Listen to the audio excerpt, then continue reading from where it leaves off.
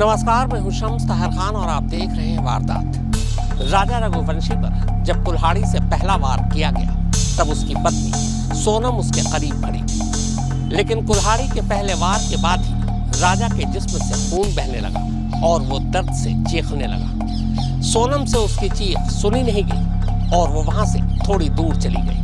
इसके बाद सोनम फिर लौट गई। तब तक राजा मर चुका था। मेघालय पुलिस ने यह खुलासा 790 पन्नों की अपनी उस चार्जशीट में किया है जो शुक्रवार को अदालत में दाखिल की गई। पेश है राजा रघुवंशी के कत्ल की पूरी कहानी मेघालय पुलिस की चार्जशीट की जुबानी। 23 मई को जब राजा रघुवंशी का कत्ल हो रहा था, सोनम पास खड़ी राजा को मरते देख रही थी। पर जब खून से लथपथ राजा तड़पने और मदद के लिए गिड़गिड़ाने लगा तो सोनम से देखा नहीं। वो तीनों कातिल को राजा के पास छोड़ थोड़ी दूर चली गई। फिर जब राजा शांत हो गया तो सोनम वापस राजा के पास आई, ये यकीन करने के लिए कि वो सचमुच अब मर चुका है। सोनम ने राजा को मारने की पहले 3 नाकाम कोशिश की थी, लेकिन राजा रघुवंशी की मौत चौथी कोशिश में। राजा रघुवंशी मर्डर केस की चार्जशीट में कत्ल की सनसनीखेज कहानी। मेघालय पुलिस ने 93 दिन बाद 790 पन्नों की चार्जशीट अदालत में दाखिल। मेघालय पुलिस की चार्जशीट के मुताबिक राजा रघुवंशी के कत्ल की मुख्य साजिशकर्ता और आरोपी नंबर 1 कोई और नहीं, राजा की पत्नी सोनम रघुवंशी है। सोनम के अलावा को कॉन्स्पिरेटर के तौर पर दूसरा नाम सोनम के आशिक राज सिंह कुशवाहा का है। इन दोनों के अलावा इस चार्जशीट में 3 और नाम, आकाश सिंह राजपूत, विशाल सिंह चौहान और आनंद कुंद। ये वही तीनों कातिल हैं जिन्हें सोनम और राज कुशवाहा ने राजा के कत्ल के लिए चुना था। यानी चार्जशीट के हिसाब से राजा के कत्ल के कुल 5 किरदार हैं और यही वो 5 किरदार। चार्जशीट के मुताबिक 23 मई को दिन में 16 के करीब विशाल सिंह चौहान ने तेज धार हथियार दाव से राजा पर पहला वार किया। पहला वार ही बेहद घातक था। जिस वक्त विशाल ने राजा पर हमला किया तब उसके आसपास बाकी 2 हत्यारे यानी आकाश और आनंद भी खड़े थे। साथ ही वही बिल्कुल करीब सोनम भी खड़ी थी। दाव के पहले वार से राजा दर्द से तड़प उठा, बेतहाशा खून बहने लगा। शायद वो कातिलों की मंशा समझ चुका था। तड़पते हुए वो अब गिड़गिड़ाने लगा। दर्द की वजह से वो चीख भी रहा था। अब तक सब कुछ पास खड़ी अपनी आंखों से देख रही सोनम राजा की तड़प और चीख नहीं सुन सकी। वो उसका खून देखकर भी घबरा गई। शायद वो राजा से नजरें भी नहीं मिलाना चाहती, इसीलिए तुरंत वो राजा से दूर चली जाती है। इसके बाद विशाल फिर से उसी दाव से कई बार राजा पर हमला करता है।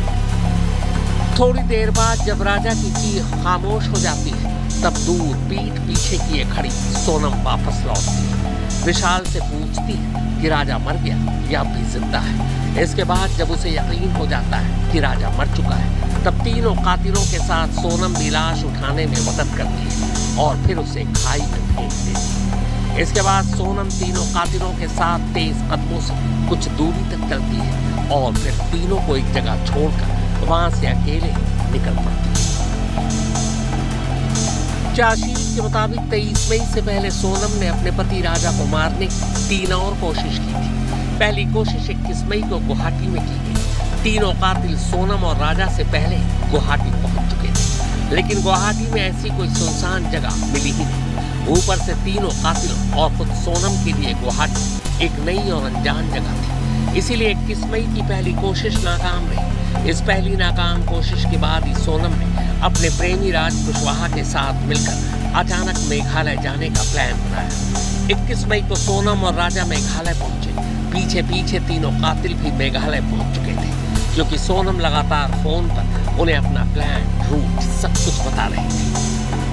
शिलांग पहुंचने के बाद 21 की शाम को ही राजा को मारने की दूसरी कोशिश की गई। इस बार एक खाई के किनारे सेल्फी लेने के नाम पर राजा को खाई में धक्का देने का प्लान था, लेकिन तेज बारिश के चलते ये दूसरी कोशिश भी नाकाम रही। इसके बाद अगले दिन यानी 22 मई को राजा को मारने की तीसरी कोशिश की गई। इस बार प्लान किराए की स्कूटी पर राजा को किसी सुनसान जगह पर ले जाने का था। स्कूटी पर सोनम भी थी। तीनों कातिलों ने भी किराए की स्कूटी ले रखी थी और लगातार सोनम के हिसाब से दोनों के पीछे पीछे थे। लेकिन जिस जगह राजा को मारना था वहाँ कुछ लोकल लोग आ जा रहे थे। सोनम और कातिल डर गए और उन्होंने ये प्लान ड्रॉप कर दिया। इस तरह तीसरी कोशिश नाकाम रही। शुक्रवार को शिलांग के सोहरा सब डिवीजन के जुडिशियल मजिस्ट्रेट फर्स्ट क्लास के सामने एसआईटी की तरफ से यह चार्जशीट दाखिल की गई। चार्जशीट के मुताबिक राजा रघुवंशी हत्याकांड के दिन मौका वारदात पर कुल 4 लोग थे। सभी की अपनी अपनी भूमिका थी। सोनम को सेल्फी लेने के बहाने राजा को सेल्फी पॉइंट तक ले जाना था। सेल्फी पॉइंट पर पहुंचते ही उसे विशाल को इशारा करना था। इस इशारे के बाद विशाल को राजा पर हमला करना था। विशाल तीनों कातिलों में वो कातिल था जिसे राजा पर पहला वार करना था। अगर राजा उसके काबू में नहीं आता तब बाकी दोनों कातिलों को आगे आना था। चार्जशीट के मुताबिक बाकी 2 कातिलों को मौका ही नहीं मिला, क्योंकि सोनम के इशारा करते ही विशाल ने दाव, जो एक तरह की छोटी कुल्हाड़ी होती है, से राजा के सिर पर पीछे की तरफ से एक के बाद एक 2 वार किए।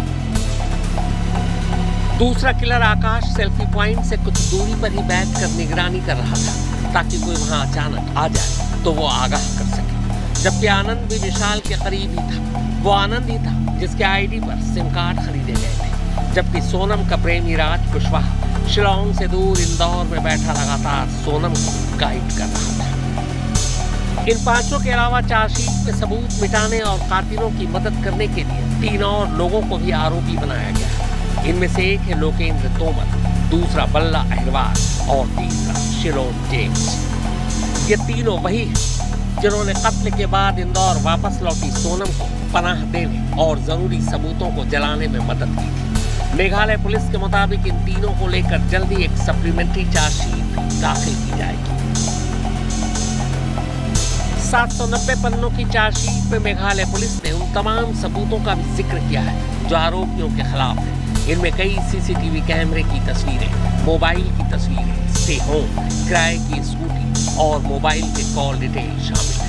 चार्जशीट में राजा के कत्ल की पूरी कहानी, कत्ल की साजिश की कहानी भी कलमबंद है। तो पेश है चार्जशीट की जुबानी राजा के कत्ल और कत्ल की साजिश की पूरी कहानी। मेघालय पुलिस के मुताबिक फरवरी में जैसे ही सोनम और राजा का रिश्ता तय हुआ, तभी से सोनम ने साजिश बुननी शुरू कर दी थी। वो राजा से शादी करना चाहती नहीं थी, पर घर वालों के खिलाफ भी नहीं जाना चाहती थी। उसे डर था कि शादी से इनकार करने पर दिल के मरीज उसके पापा को कुछ हो न जाए, लिहाजा वो ऐसा रास्ता ढूंढ रही थी जिससे ये शादी न हो पाए। राज के साथ मिलकर उसने जो पहली साजिश बुनी, उसमें किसी का कत्ल नहीं होना था। इंदौर में ही एक नदी किनारे सोनम को अपनी स्कूटी पार्क करनी थी, अपना बैग, आईडी कार्ड वहीं छोड़ना था और गायब हो जाना था, ताकि घर वालों और दुनिया को ये लगे कि नदी में डूबने से उसकी मौत हो गई और लाश बहते हुए दूर चली गई। Right from the month of February, in Indore, they had thought of ways where Sonam would disappear, and probably after disappearing, one instance was make her get washed by a river. But all these things didn't fructify. लेकिन इत्तेफाक से यह idea काम नहीं कर पाया। तब नदी में पानी ही कम था। अब सोनम और राज ने फिर से साजिश बुननी शुरू की। इस बार की साजिश बेहद खतरनाक थी, लेकिन इस साजिश में भी राजा का कत्ल नहीं होना था। प्लान ये था कि इंदौर के एक सुनसान इलाके में सोनम की स्कूटी में आग लग जाएगी। स्कूटी के पास से एक लड़की की लाश बरामद होगी जो बुरी तरह जली होगी, जिसकी शिनाख्त नामुमकिन है। लाश वही कपड़े पहने होगी जो सोनम के हैं। पास से सोनम के ही आईडी कार्ड भी मिलेंगे। पर इस साजिश को अमल में लाने के लिए जरूरी था कि एक लड़की का कत्ल। सोनम और राज ने सोनम की कदकाठी वाली एक लड़की की काफी तलाश की, पर इस बार भी बात बनी नहीं। यह आइडिया फेल हो गया। Another instance was murder somebody, put her in her scooty, burn that person's body, claim that it's Sonam's. But all these things didn't fructify.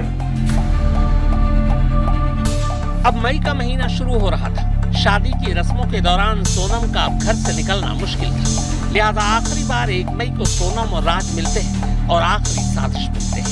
इस बार उनकी साजिश के तहत राजा रघुवंशी को मरना था, पर मौत ऐसी जो हादसा नजर आई और यहीं से हनीमून के आइडिया ने जन्म लिया। 20 मई को सोनम और राजा इंदौर से गुवाहाटी पहुंचते हैं। तीनों कातिल एक दिन पहले ही गुवाहाटी पहुंच चुके थे। पहला प्लान यही था कि 20 मई को गुवाहाटी में ही राजा को मार दिया जाए, पर राजा को मारने के लिए कातिलों को ऐसी कोई सुनसान जगह मिली ही नहीं, लिहाजा तीसरा प्लान फेल हो चुका था।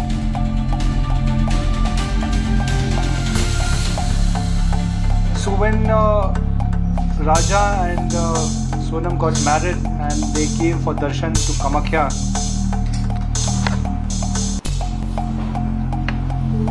so the other group also had come here.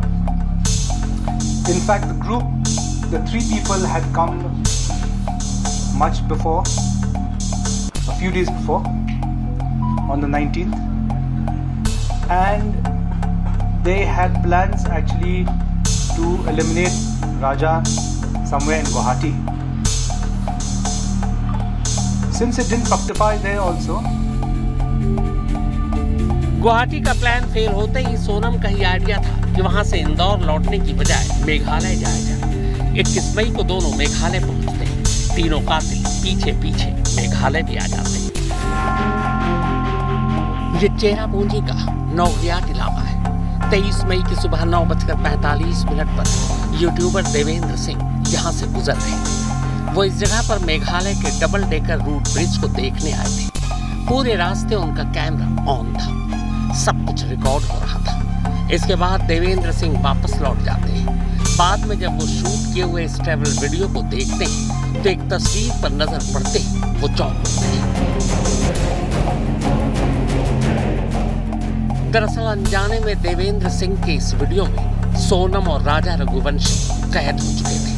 ये शायद राजा का आखिरी जिंदा वीडियो, क्योंकि इस वीडियो के शूट किए जाने के लगभग 3 से 3.5 घंटे बाद राजा का कत्ल हो जाता है। अब इस वीडियो को ध्यान से देखिए। अनजाने में रिकॉर्ड हुए इस वीडियो में एक शख्स धीरे धीरे नीचे की तरफ जा रहा है, जबकि सामने से 2 लोग ऊपर की तरफ आ रहे हैं। आगे आगे एक लड़की है जो चढ़ाई चढ़ने के लिए हाथ में एक डंडा लिए हुए है। उसके दूसरे हाथ में एक पॉलिथीन में कुछ सामान और शायद कपड़े हैं। लड़की ने सफेद शर्ट और ब्लैक ट्राउजर पहना हुआ है। आगे की तरफ गले में एक छोटा सा बैग भी लटका है। इस लड़की के ठीक पीछे पीछे एक लड़का चल रहा है। लड़के ने सफेद बनियान और ब्लैक पैंट पहन रखी है। कंधे पर कुछ कपड़े भी हैं, जबकि बाएं हाथ में पानी की 2 बोतल है। देवेंद्र सिंह के कैमरे में ये दोनों बाकायदा कैमरे को क्रॉस करते हुए पीछे से भी नजर आते हैं। फ्रेम में एक और लड़का भी नजर आता है। ये भी वीडियो शूट कर रहा है।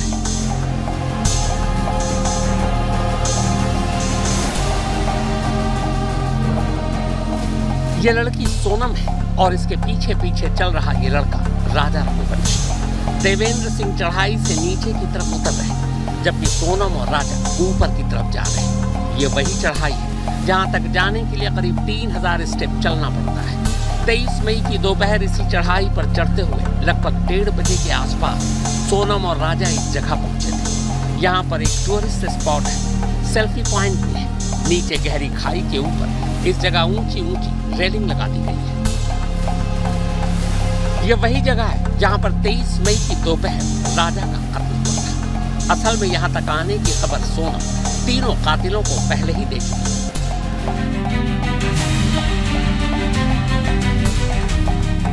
कातिल यहां पहले से मौजूद थे। ठीक इसी जगह जब राजा चढ़ाई चढ़ता हुआ थक चुका था, तब वो यहाँ आगे की तरफ वॉशरूम के लिए जा रहा था। ठीक तभी तीनों हमलावर राजा पर हमला कर देते।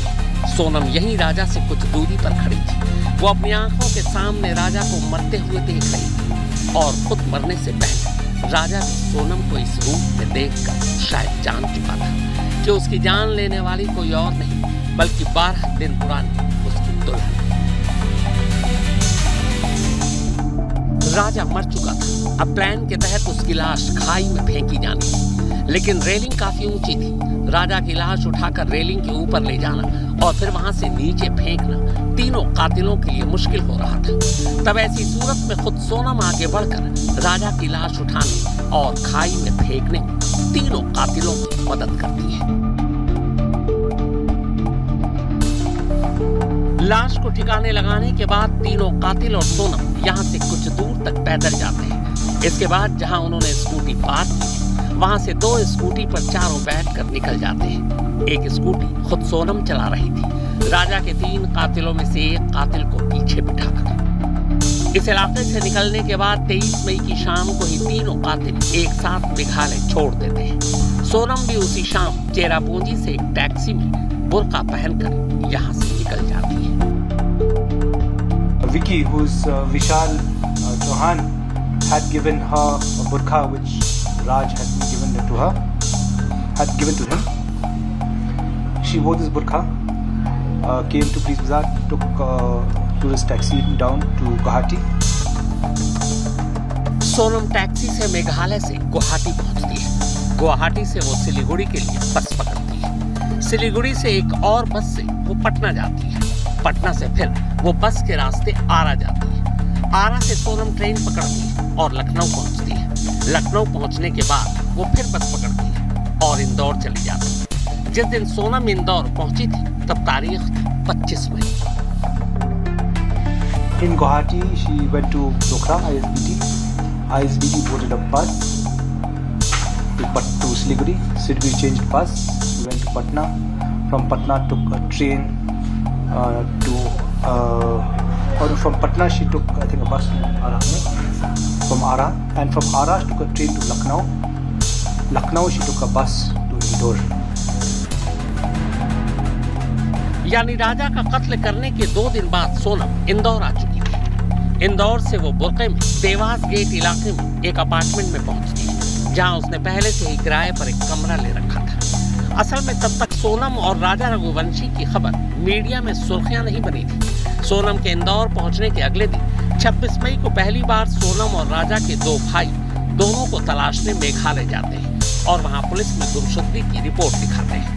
सोनम और राजा की खबर मीडिया और सोशल मीडिया में पहली बार तब सुर्खियां बनी जब 2 जून को राजा की लाश चेरापूंजी के इलाके में सर्च ऑपरेशन के दौरान एक खाई से बरामद होती है। अब गुमशुदगी की रिपोर्ट मर्डर केस में तब्दील हो जाती है। राजा की लाश मिलने के बाद अब सोनम की तलाश के लिए बड़े पैमाने पर सर्च ऑपरेशन शुरू हो चुका था।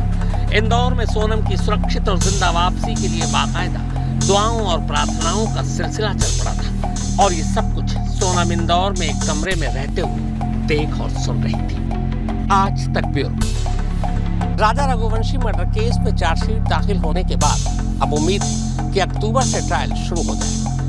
इस बीच मेघालय पुलिस ने दावा किया है कि उसके पास वो तमाम अहम सबूत मौजूद हैं जिनकी बिना पर सोनम और उसके साथियों को कड़ी से कड़ी सजा दिलाई जा सकेगी। हालांकि राजा के घर वालों ने मांग की कि सोनम को कम से कम फांसी की सजा मिले। चार्जशीट दाखिल होने के बाद अब आइए आगे की कहानी जानते हैं। असल में सोनम का इरादा 15-20 दिन इंदौर में ही छुपकर इंतजार करने का था। उसका प्लान था कि इसके बाद वो फिर बुर्के में इंदौर से निकलेगी और सिलीगुड़ी होते हुए मेघालय के आसपास पहुंच जाएगी। फिर कुछ इस तरह खुद को जिंदा बरामद करवाएगी जैसे वो किसी ड्रग्स की जद में हो। कहानी ये बनानी थी कि कुछ लोगों ने उसे अगवा कर लिया था। उसके आगे उसे कुछ याद नहीं, पर गलती ये हुई कि मेघालय पुलिस राजा मर्डर केस की तफ्तीश करते हुए कातिलों तक पहुंच चुकी थी। 8 जून को इंदौर और मेघालय पुलिस के एक ज्वाइंट ऑपरेशन में पहला कातिल पकड़ा गया जो आकाश था। आकाश की गिरफ्तारी पुलिस वालों ने सिविल ड्रेस में की थी। इत्तेफाक से आकाश को उठाए जाने की खबर कुछ देर बाद राज कुशवाहा को मिल गई। वो घबरा गया और तब उसने सोनम को फोन कर इसकी खबर दी। सोनम भी ये सुनकर घबरा गई। And when the first arrest was made in UP, somehow Raj got this information that some people had abducted. He was not sure who abducted because our team and the UP team were in civil dress. He came to know that that some abduction had taken place. Not too sure whether it was the police or some other people, but panicked. And when he panicked, he told Sonam. इत्तेफाक से 8 जून को ही सोनम को इंदौर से सिलीगुड़ी के लिए निकलना था, लेकिन राज के कहने पर अब पहला प्लान ड्रॉप हो जाता है।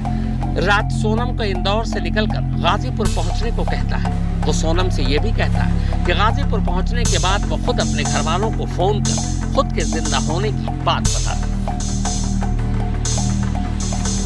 And when he panicked,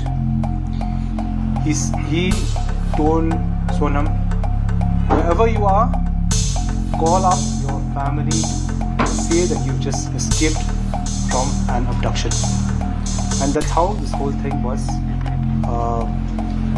it came to light. इसी के बाद इंदौर से सोनम वाराणसी पहुंचती है। वाराणसी में 2 लड़के उसके साथ थे, लेकिन फिर बाद में दोनों गायब हो जाते हैं।